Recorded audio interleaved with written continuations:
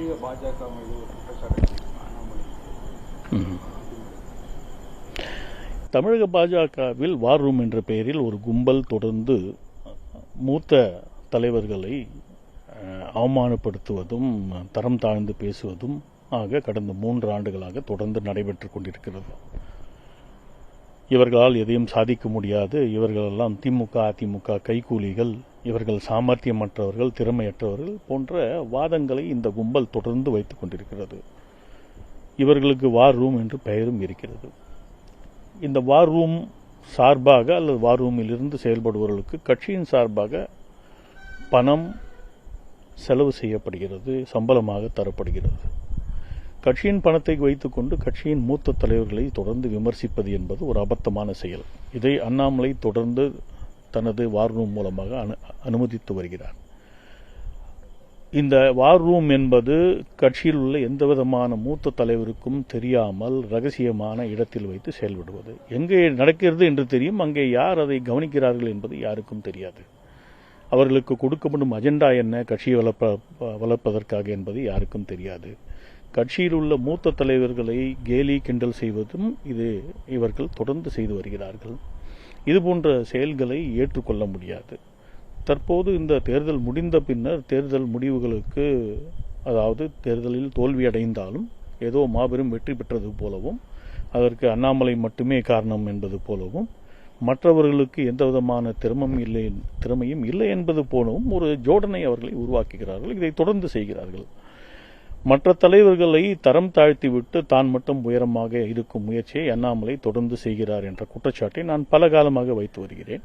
அதனுடைய தொடர்ச்சியாக இன்று இந்த சூழ்நிலை, நேற்று அக்கா தமிழிசை அவர்கள் ஒரு விஷயத்தை சொல்லப்போக அவர் மீது இவர்கள் திரும்ப பாய துவங்கினார். இதை ஏற்றுக்கொள்ள முடியாது என்பதை சொல்வதற்காகத்தான் நான் ஒரு ட்விட்டர் பதிவை இன்று காலையில் போட வேண்டிய நிர்பந்தம் எனக்கு ஏற்பட்டது. அவ்வாறு போடும்போது பல கேள்விகளை அவர்கள் எழுப்புகிறார்கள். கேள்விகளில் நியாயமில்லை. மற்றவர்களை தரம் தாழ்த்துவதற்காகவும் டயர் சங்கி போன்ற வார்த்தைகளை உபயோகப்படுத்தும் விதமாகவும் அவர்கள் செயல்படுவது என்பதை ஏற்றுக்கொள்ள முடியாது. அதனால் அவர்களுக்கு உரிய பதிலை தர வேண்டிய நிர்பந்தம் என்னை போன்றவர்களுக்கு ஏற்படுகிறது. இன்று நான் அது குறித்து பல பதிவுகளை, அண்ணாமலை செய்த தவறுகளை சுட்டிக்காட்டியுள்ளேன். 2014 தேர்தலுக்கும் 2024 தேர்தலுக்கும் தான் ஒப்பீடு செய்ய முடியும் என்பதை கோடிட்டு காட்டியுள்ளேன். 2014 தேர்தலிலே பாஜக வெறும் 38 இடங்களில் தான் போட்டியிட்டது. ஆனால் பெற்றது 18.8% வாக்குகள். இந்த முறை ஒரு சீட்டு அதிகமாக 39 இடங்களில் நின்று தற்போது 18.8% வாக்குகள் வாங்கியிருப்பதால் அது குறைந்திருக்கிறது என்பதை கூறியிருக்கிறேன். இரண்டாவதாக, நீலகிரியில் சென்ற முறை ஒருவேளை நின்றிருந்தால் அது 20% மாறியிருக்கும் என்பதை கூறியிருக்கிறேன். அதனால் 2014 தேர்தலில் பாஜக பெற்றதுதான் மகத்தான எண்ணிக்கை. அதற்கு இணையான எண்ணிக்கை இதுவரை பெறவில்லை, இந்த முறையும் பெறவில்லை என்பதை சுட்டிக்காட்டியிருக்கிறேன். 2014 பாஜக ஒரு இடத்தை வென்றது, பாஜக கூட்டணி மற்றொரு இடத்தை வென்றது. தருமபுரியிலே சகோதரர் அன்புமணி அவர்கள் வெற்றி பெற்றார். இந்த முறை அத்தகைய வெற்றி என்பது கிடைக்கவில்லை. அனைத்து இடத்திலும் தோல்வியடைந்தோம். சென்ற முறை, அதாவது 2014 10 வருடங்களுக்கு முன்னால் நடந்த தேர்தலில் பாஜக 9 இடங்களில் நின்று 6 இடங்களில் டெபாசிட் பெற்றது, 3 இடங்களில் டெபாசிட்டை இழந்தது.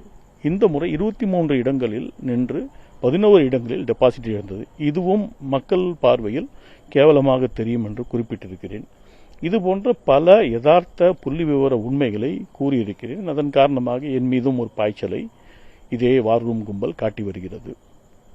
இவர்கள் காட்டும் காரணத்தால் இவர்களை அடக்க அண்ணாமலை மறுப்பதாலும், அவர்களுக்கு கட்சியின் பணம் அயோக்கியத்தனமாக செலவிடப்படுவதாலும் இவர்களை பற்றிய உண்மைகளை சொல்ல வேண்டிய நிர்பந்தம் எனக்கு ஏற்பட்டிருக்கிறது. அதனால் பல விஷயங்களை கூறியிருக்கிறேன்.